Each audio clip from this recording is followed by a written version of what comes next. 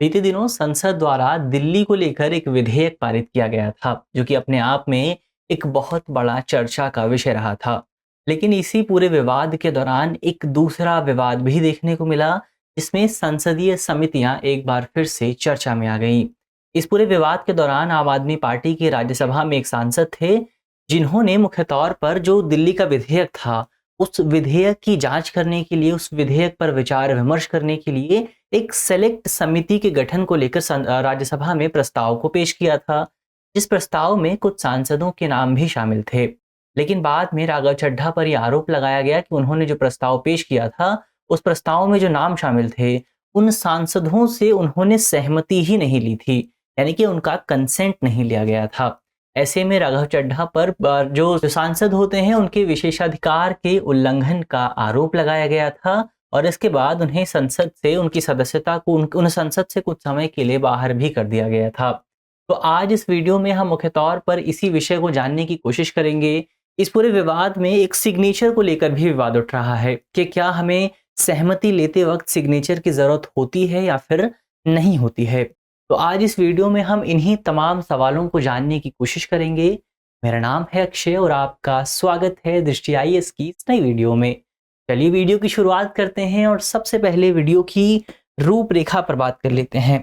Video में सबसे पहले हमने न्यूज़ यानी कि खबर की बात की।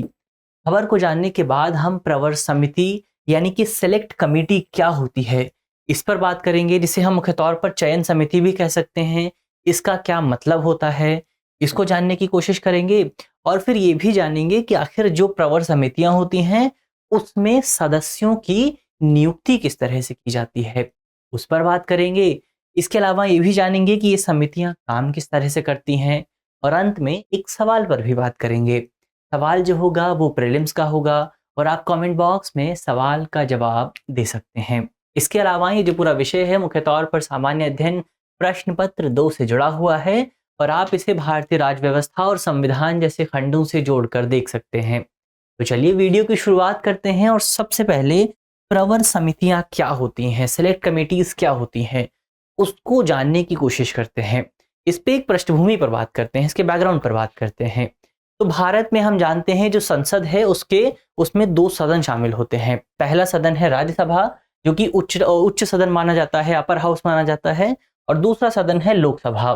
जो राज्यसभा है उसके कुल सदस्यों की संख्या, जो स्वीकृत स्ट्रेंथ है, वो 250 है, जबकि जो वर्तमान स्ट्रेंथ है वो 245 है। इसके अलावा लोकसभा की बात करें तो इसमें जो टोटल स्ट्रेंथ है वो 543 है। तो इस तरह से हमारे देश में सांसदों की जो कुल संख्या है वो 793 के आसपास पहुंचती है। लेकिन हमारे देश की अगर कुल जनसंख्या की बात करें, कुल पॉपुलेशन की बात करें, तो हमारी कुल जनसंख्या तकरीबन 140 करोड़ के आसपास है और हम जनसंख्या के मामले में चीन को भी पीछे छोड़ चुके हैं। तो जाहिर तौर पर हमारे जो सांसद हैं, उन सांसदों पर काम का जो बोझ है वो बहुत ज़्यादा बढ़ जाता है, क्योंकि इतनी बड़ी जनसंख्या के मामलों को निपटाना कोई छोटा काम तो नहीं है। तो उनके पास बहुत सारे काम रहते हैं। इसी को ध्यान में रखते हुए जो काम है, उस काम को बेहतर ढंग से डिस्ट्रीब्यूट करने के लिए ये जो एक मैकेनिज्म बनाया गया है, एक तंत्र बनाया गया है, जिस तंत्र को हम संसदीय समितियों के नाम से जानते हैं, यानी कि पार्लियामेंट्री कमेटीज के नाम से जानते हैं। अब यहाँ पर सबसे विशेष बात यह है कि इस पार्लियामेंट्री कमेटीज में सांसद ही शामिल होते हैं। जो मेंबर ऑफ पार्लियामेंट होते हैं उन्हें ही इन कमेटीज में शामिल किया जाता है और इसी वजह से पार्लियामेंट्री कमेटीज को मिनी पार्लियामेंट यानी कि छोटी संसद भी कह सकते हैं। इसके अलावा जो पार्लियामेंट्री कमेटीज होती हैं उन्हें हम कन्वेंशनल आधार पर 2 कैटेगरीज में डिवाइड कर सकते हैं। इसमें पहले नंबर पर आती हैं स्थायी समितियां यानी कि स्टैंडिंग कमेटी। इसके बाद दूसरे नंबर पर आती हैं तदर्थ समितियां यानी कि एड हॉक कमेटी। इसके अलावा इन समितियों को लेकर एक विशेष बात यह भी है कि भारतीय संविधान में कहीं भी इन समितियों को लेकर प्रत्यक्ष तौर पर जिक्र नहीं किया गया है। इन समितियों को भारतीय संविधान से जो शक्ति मिलती है वो मुख्य तौर पर संविधान के अनुच्छेद 105 और अनुच्छेद 118 के माध्यम से मिलती है। क्या कहते हैं ये दोनों अनुच्छेद? तो अनुच्छेद 105 भारत में सांसदों को, जो संसद के तो जो सदस्य होते हैं, उन्हें प्रिविलेज देती है, उन्हें विशेषाधिकार देता है, ये पूरा प्रावधान, यानी कि अनुच्छेद 105। इसके अलावा अनुच्छेद 18 की बात करें तो भारतीय संविधान का अनुच्छेद 18 मुख्य तौर पर संसद के दोनों सदनों को यह अधिकार देता है कि वो अपनी कार्यवाहियों, अपनी गतिविधियों को संचालित करने के लिए खुद नियम बना सकते हैं। तो इन्हीं दोनों प्रावधानों के आधार पर, इन्हीं दोनों अनुच्छेदों के आधार पर भारत में संसदीय समितियों को शक्तियां प्राप्त होती हैं। अब हमने इससे पहले दो तरह की संसदीय समितियों की बात की थी, दोनों पर विस्तार से बात करते हैं। सबसे पहले बात करते हैं स्थायी समितियों की, यानी कि स्टैंडिंग कमेटीज की। तो भारत में जो स्थायी समितियां हैं वो मुख्य तौर पर 12 तरह की होती हैं, और ये जो स्थायी समितियां हैं ये मुख्य तौर पर परमानेंट नेचर की होती हैं, यानी कि ये संसद में बनी रहती हैं, और इनके सदस्यों की जो नियुक्ति है वो संसद के अध्यक्षों द्वारा, यानी कि जो लोकसभा के अध्यक्ष हैं, इसके अलावा जो राज्यसभा के सभापति हैं, उनके द्वारा समय समय पर इन समितियों के सदस्यों की नियुक्ति की जाती है। यहाँ पर होता क्या है, तो यहाँ पर मुख्य तौर पर किसी विशेष काम को भेजा जाता है और ये समितियां उस विशेष काम को पूरा करती हैं। इसके अलावा इसी तरह की समिति, इसी तरह की जो 12 समितियां हैं, इनमें से एक समिति है विशेषाधिकार समिति, यानी कि प्रिविलेज कमिटी। अब ये जो विशेषाधिकार समिति है, यह हालिया विवाद में चर्चा में आई है, इसीलिए हमने इसको एक एग्जाम्पल के तौर पर यहाँ पर शामिल किया है। ये तो स्टैंडिंग कमेटीज की बात हुई। अब आगे बढ़ते हैं और जो तदर्थ समितियां होती हैं, यानी कि जो एडहॉक कमेटीज होती हैं, उन पर बात करते हैं। तो एडहॉक कमेटीज को नॉन परमानेंट नेचर का माना जाता है, यानी कि ये जो है अस्थायी नेचर की होती हैं, इनका नेचर परमानेंट नहीं होता।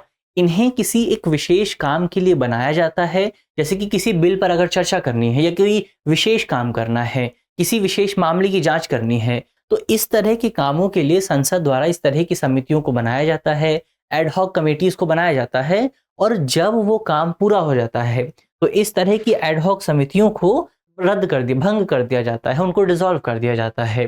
तो जब इनका काम पूरा हो जाता है तो जिनकी जो आयु है, इनका जो टेन्योर है, वो भी समाप्त हो जाता है। और यही जो तदर्थ समितियां हैं, इन्हीं का एक एग्जाम्पल है प्रवर समितियां, यानी कि सेलेक्ट कमेटी। अब सेलेक्ट कमेटी का जिक्र भारतीय संविधान में तो कहीं भी नहीं किया गया प्रत्यक्ष तौर पर, लेकिन सेलेक्ट कमेटी से संबंधित जो नियम है, इसके गठन की जो प्रक्रिया है, वो लोकसभा और राज्यसभा के नियमों में जरूर तय की गई है। अगर आप राज्यसभा नियम एवं प्रक्रिया 125 को देखेंगे तो यहाँ पर हमें सेलेक्ट कमेटी को लेकर नियम देखने को मिलते हैं। क्या कहते हैं नियम? तो ये नियम कहते हैं कि कोई भी संसद का जो सदस्य है, लोकसभा का कोई भी जो सदस्य है, वो इस संबंध में प्रस्ताव पेश कर सकता है, और इस प्रस्ताव के बाद किसी विधेयक की जांच करने के लिए उस सदन में प्रवर समिति का गठन किया जा सकता है। अब यहाँ पर जब हमने संसद के सदस्य की बात की तो ये एक बात और ज्यादा स्पष्ट हो जाती है कि संसद के सदस्य के तौर पर एक मंत्री भी इस तरह का प्रस्ताव पेश कर सकता है, और इंडिविजुअल जो मेंबर है, जो सांसद है, वो भी इस पूरे विषय को लेकर विधेयक प्रस्ताव पेश कर सकता है। तो यहाँ पर कोई प्रतिबंध नहीं लगाया गया, कोई रिस्ट्रिक्शंस नहीं लगाए गए हैं। अब आगे बढ़ते हैं और ये जानने की कोशिश करते हैं कि आखिर जो चयन समितियां हैं, उनके सदस्यों को किस तरह से चुना जाता है, उनके मेंबर्स को किस तरह से अपॉइंट किया जाता है। तो नियम की बात करते हैं कि इसकी नियुक्ति किस तरह से होती है। हमने पहले ही बात की कि सबसे पहले इस संबंध में प्रस्ताव पेश किया जाता है, जिस प्रस्ताव पर मतदान होता है। मतदान इस बात को लेकर किया जाता है कि क्या हमें किसी विशेष विधेयक के लिए कोई प्रवर समिति बनानी चाहिए, या फिर उस विधेयक को प्रवर समिति के पास भेजा जाना चाहिए या फिर नहीं भेजा जाना चाहिए। इसके अलावा इस संबंध में जो प्रस्ताव पेश किया जाता है, उस प्रस्ताव में उन सदस्यों के नाम भी शामिल होते हैं जो कि इस पूरी समिति में शामिल हो सकते हैं। तो उनके नाम जो हैं वो उसी प्रस्ताव में शामिल होते हैं, और प्रस्ताव पारित होने के बाद उस समिति का गठन कर दिया जाता है। इसके अलावा यहाँ पर एक विशेष बात ये भी है कि जो सदस्य इस समिति का हिस्सा नहीं बनना चाहते, जो अनिच्छुक होते हैं, उन्हें इस समिति में शामिल नहीं किया जाता, यानी कि कोई अनिवार्यता नहीं है आपको इस समिति में शामिल ही होना है। तो इस तरह से यहाँ पर हम निष्कर्ष निकाल सकते हैं कि जो ये पूरी प्रवर समिति है, इसमें चयन और नियुक्ति के लिए सहमति के प्रावधान को अनिवार्य बनाया गया है, यानी कि सदस्यों की सहमति लिया जाना अनिवार्य है। लेकिन यहाँ से एक बात स्पष्ट तौर पर यह भी निकल करके आती है कि नियमों में कहीं भी हस्ताक्षर की अनिवार्यता की बात नहीं की गई है, यानी कि ये कभी भी नहीं कहा गया है कि सदस्यों के हस्ताक्षर की जरूरत होगी, जिसको लेकर राज्यसभा में वर्तमान समय में हमें विवाद देखने को मिल रहा है। तो यहाँ पर ये बहुत ज़्यादा विशेष बात हो जाती है। इसके अलावा जो समिति है उसके सदस्यों की बात करें तो उसके सदस्यों की जो वास्तविक संख्या है वो कोई फिक्स नहीं होती, कोई निर्धारित नहीं होती है। समय-समय पर आवश्यकता अनुसार उसके सदस्यों की संख्या बदलती रहती है। हालाँकि एक निश्चित एक एक जो प्रथा रही है वो ये रही है कि जो समिति होती है, अगर वो समिति कोई जॉइंट कमिटी है, अगर किसी प्रवर समिति में राज्यसभा और लोकसभा दोनों के मेंबर शामिल हैं, तो उनका जो अनुपात होगा वो 1-2 के अनुपात में होगा। यानी कि यदि राज्यसभा का 1 मेंबर है, तो लोकसभा के 2 मेंबर शामिल किए जाएँगे। अगर राज्यसभा के 2 मेंबर हैं, तो लोकसभा के 4 मेंबर शामिल किए जाएँगे। इस तरह का अनुपात बनाए रखना संसद के लिए अनिवार्य होता है, अगर जो सेलेक्ट कमेटी है वो कोई जॉइंट कमेटी है। जॉइंट कमेटी मतलब जिसमें लोकसभा और राज्यसभा दोनों के जो सदस्य हैं, वो शामिल होते हैं। तो ये तो चयन की बात हुई। अब यहाँ पर एक विशेष बात ये भी है कि ये समिति काम क्या करती है और काम कैसे करती है, उस पर भी बात करते हैं। तो इस समिति का जो प्राथमिक कार्य है, जो मेन वर्क है, वो ये है कि ये समिति मुख्य तौर पर किसी भी विधेयक का खंड दर खंड अध्ययन करती है। उसके प्रावधानों को जो क्लॉज बाय क्लॉज उसका विश्लेषण किया जाता है। इसके लिए ताकि इस बात को सुनिश्चित किया जा सके कि उस पूरे विधेयक को जिस उद्देश्य के लिए सदन में पेश किया जा रहा है, क्या उस विधेयक के प्रावधान उस पूरे उद्देश्य को पूरा करते हैं या फिर नहीं करते हैं? क्या ये जो पूरा विधेयक के प्रावधान हैं, ये संविधान के किसी प्रावधान का उल्लंघन तो नहीं कर रहे? इसकी जाँच करने का जो अधिकार है, वो प्रवर समिति के पास होता है। इसके अलावा प्रवर समिति जो है, जो सेलेक्ट कमेटी है, वो इस पूरे विधेयक की जाँच करने के लिए विशेषज्ञों, इच्छुक व्यक्तियों और जो इच्छुक संगठन हैं, उनके सुझाव भी आमंत्रित कर सकती है। उनको भी अपने साथ जोड़ सकती है ताकि इस बात की जाँच की जा सके कि इस पूरे विधेयक की वजह से किसी विशेष जो समूह है, उसके अधिकारों का उल्लंघन तो नहीं हो रहा। इसके अलावा ये समिति मुख्य तौर पर जो सरकारी अधिकारी हैं, यानी कि वो लोग जिन्होंने इस विधेयक को डिज़ाइन किया है, जिन्होंने इस विधेयक की नीतियों का, इस विधेयक के प्रावधानों को निर्धारित किया है, उन लोगों से भी जाँच कर सकती है, उन लोगों से भी इस विधेयक के बैकग्राउंड की माँग कर सकती है। यानी कि इस बात की माँग की जा सकती है कि वो सरकारी अधिकारी वहाँ पर आएँ और ये बताएँ कि उन्होंने ये जो प्रावधान शामिल किया है, ये प्रावधान क्यों शामिल किया है? इस प्रावधान की आवश्यकता क्या है? और क्या इस प्रावधान के अल्टरनेट में, इसके वैकल्पिक तौर पर कोई दूसरा प्रावधान शामिल नहीं किया जा सकता था? इससे जुड़े जो तमाम सवाल हैं, वो पूछने का अधिकार भी प्रवर समिति के पास मौजूद होता है। और इन्हीं तमाम चीज़ों के आधार पर, इन्हीं तमाम विश्लेषणों के आधार पर, इन्हीं तमाम जाँच के आधार पर प्रवर समिति अपना निष्कर्ष पेश करती है उस पूरे विधेयक पर, और इस निष्कर्ष में वो संशोधन भी पेश कर सकती है। यानी कि प्रवर समिति ये कह सकती है कि सरकार जो विधेयक लेके आई है, उसमें कुछ कमियाँ मौजूद हैं और उन कमियों को दूर करने के लिए सरकार को इसमें कुछ संशोधन करना चाहिए। इसके बाद क्या होता है? तो इसके बाद मुख्य तौर पर समिति अपनी रिपोर्ट देती है, और समिति की जो रिपोर्ट होती है, वो मुख्य तौर पर एडवाइजरी नेचर की होती है, यानी कि अनुशंसात्मक प्रवृत्ति की होती है।